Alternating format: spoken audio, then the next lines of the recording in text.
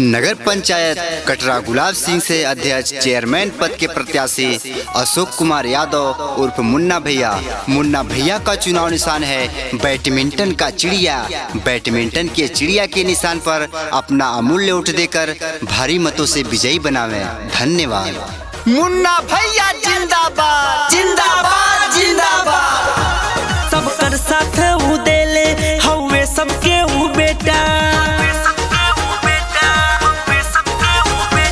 सबकर साथ ऊ देले हवे सबके ऊ बेटा।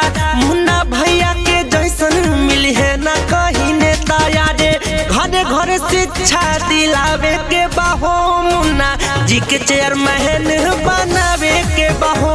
हर बैडमिंटन चिड़िया पे लगावे के बाहो मुन्ना भैया विजयी बनावे के बाहो। अगर गांव में विकास लाना है तो मुन्ना भैया को जिताना है। और हाँ, बैडमिंटन के चिड़िया के चुनाव निशान पर अपना मोहर लगाना है। मुन्ना भैया जिंदाबाद जिंदाबाद जिंदाबाद। घर घर पक्का नाली सड़क बनवाएंगे, फ्री वाईफाई पूरे गांव में लगवाएंगे।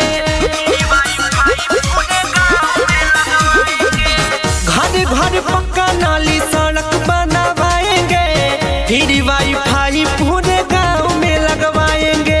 बिजली पानी और बेटर शिक्षा यदि है पाना, सुन लो दादा दादी मुन्ना भैया को जिताना। वोट दूसरा जगह ना गवावे के बहो मुन्ना भैया जी के चेयरमैन बनावे के बहो। मुहर बैडमिंटन चिड़िया पे लगावे के बहो मुन्ना जी के चेयरमैन बनावे के बहो। नगर पंचायत कटरा गुलाब सिंह से अध्यक्ष चेयरमैन पद के प्रत्याशी अशोक कुमार यादव उर्फ मुन्ना भैया का चुनाव निशान है बैडमिंटन का चिड़िया। बैडमिंटन के चिड़िया के निशान पर अपना अमूल्य वोट देकर भारी मतों से विजयी बनावे। धन्यवाद। मुन्ना भैया जिंदाबाद जिंदाबाद जिंदाबाद। हर गरीब को उपचार दिलवाएंगे, जवन कोई किया नहीं करके दिखाएंगे।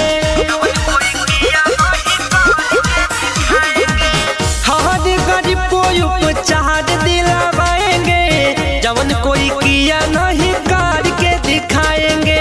भटकल बाटे जे भी अब सबकर किस्मत जागी, महत्वपूर्ण जगह पे अब सीसीटीवी लागी यारे। गाँव के शान बढ़ावे के बहो मुन्ना भैया जी के चेयरमैन बनावे के बहो। मुहर बैडमिंटन चिड़िया पे लगावे के बहो मुन्ना जी के चेयरमैन बनावे के बहो। सब कोई आगे बढ़ेगा, अब कोई नहीं निराश होगा। मुन्ना भैया जीतेंगे तो विकास ही विकास होगा।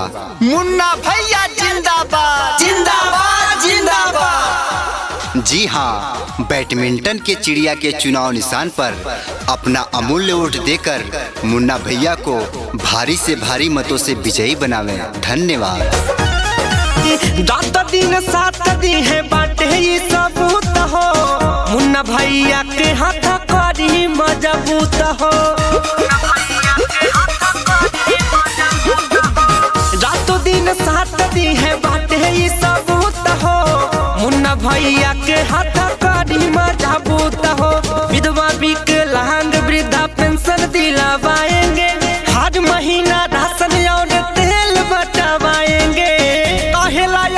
खुशी लावे के बहो मुन्ना भैया जी के चेयरमैन बनावे